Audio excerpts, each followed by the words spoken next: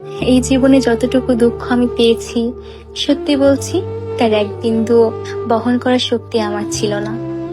কখনো চাইলেই কাঁদতে পারিনি, কখনো কারো কাঁধে মাথা রেখে বলতে পারিনি আমি ভালো নেই। তাই নিজের ভেতরেই সব জমিয়েছি, হাসি মুখের আড়ালে, নীরবতার গভীরে।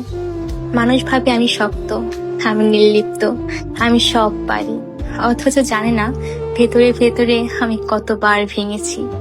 একা রাতে বালিশ ভিজিয়েছি, চোখের জল দিয়ে গোপনে যুদ্ধ চালিয়ে গেছি।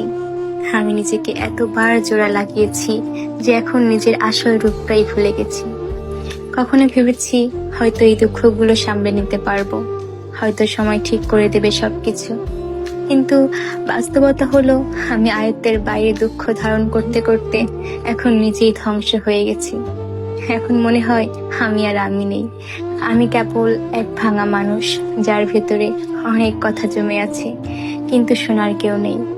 সবাই বলে খারাপ সময় সব সময় থাকে না, সময় ভালো হয়ে যাবে, কিন্তু কেউ বোঝে না সময় শুধু ক্ষত তৈরি করে, সেগুলো শুকায় না।